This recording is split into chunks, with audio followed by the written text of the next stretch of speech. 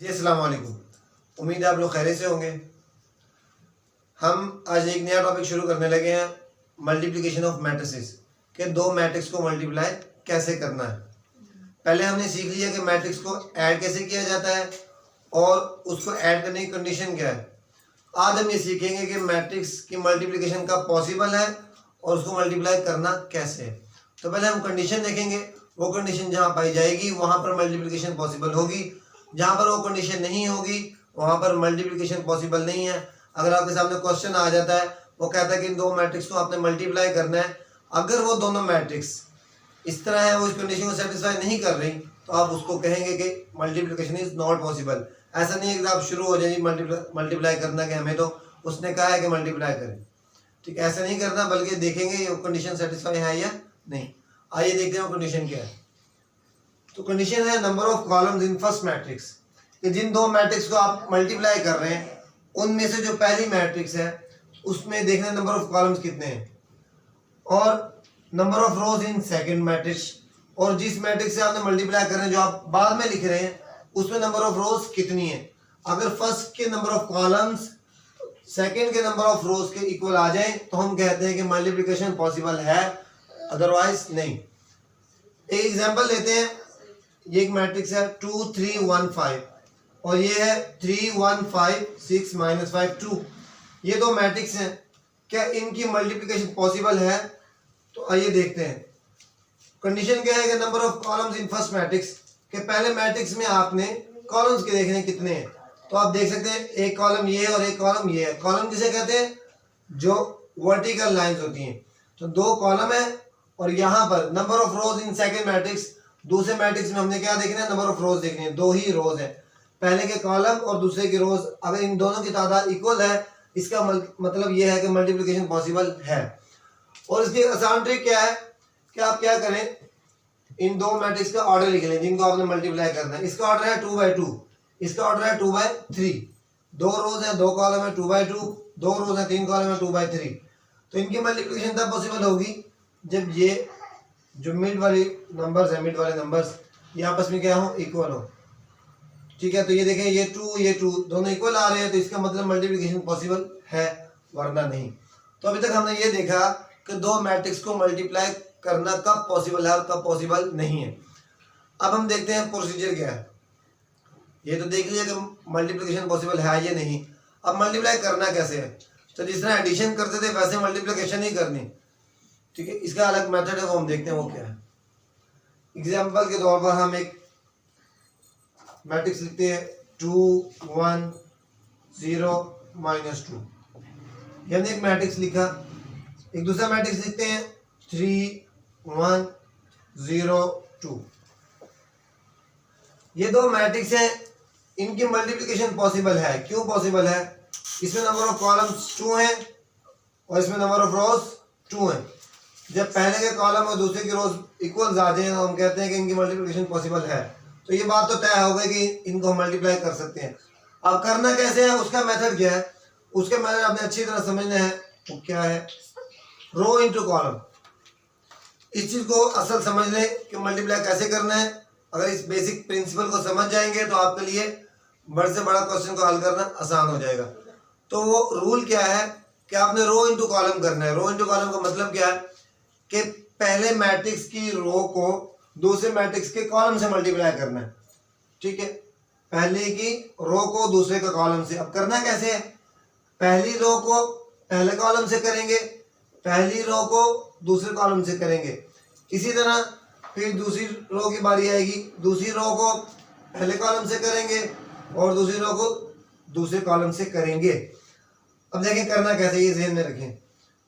पहली रो पहला कॉलम, इसकी पहली रो में है 2 1 और इसके पहले कॉलम में है 3 0।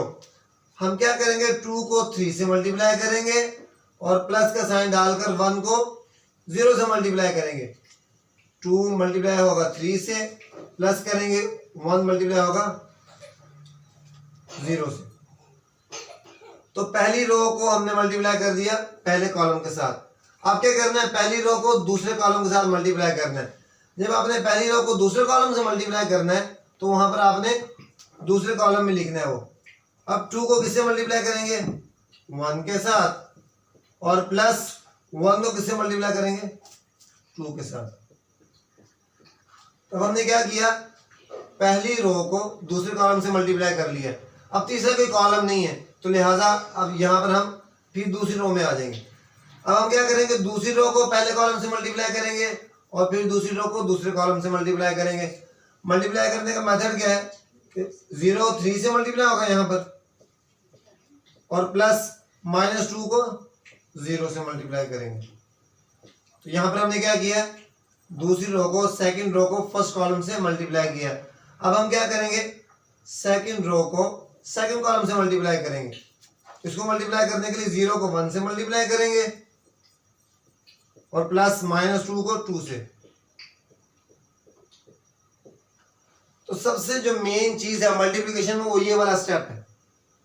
अगर आपको ये स्टेप क्लियर है तो फिर आगे करना कोई मसला नहीं है।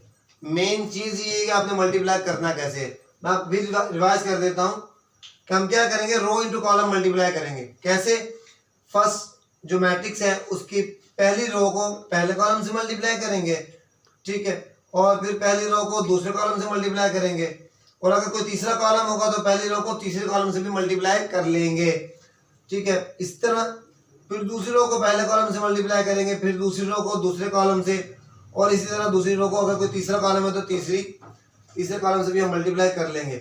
और अगर हमारे पास यहाँ पर तीसरी रो होती तो हम उसको भी इसी तरह मल्टीप्लाई कर दे और उसको हम तीसरी रो में लिखते।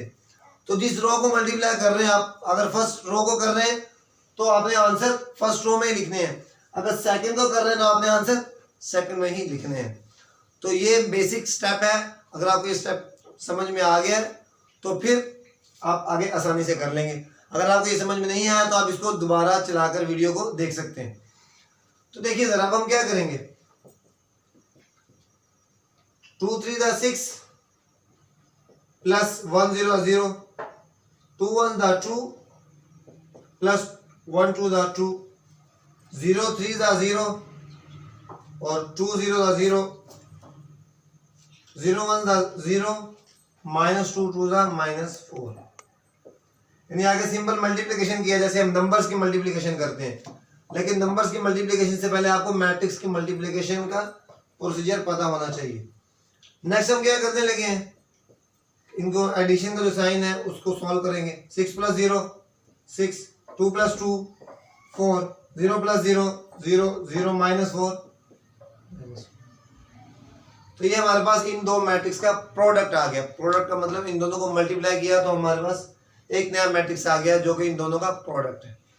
तो आपने मल्टीप्लिकेशन कैसे करनी है इसी को समझ लें कि रो इंटू कॉलम करेंगे। पहली रो को पहले कॉलम से, पहली रो को दूसरे कॉलम से, पहली रो को तीसरे कॉलम से, जितने भी कॉलम होंगे दूसरे मैट्रिक्स में होगा। फिर दूसरी रो की बारी आएगी, फिर दूसरी रो को ऐसे हर कॉलम से मल्टीप्लाई करेंगे और उनको यहाँ पर हम इस तरह से लिख देंगे। उसके बाद सिंपल मल्टीप्लिकेशन और एडिशन है वो आप लोगों ने पहले सीखी है। नंबर्स को मल्टीप्लाई कैसे करते हैं, नंबर्स को ऐड या सब्ट्रैक्ट कैसे करते हैं, आप उसको कर लेंगे। उसके बाद सिंप्लीफिकेशन के बाद हमारे पास क्या आ जाएगा, आंसर आ जाएगा।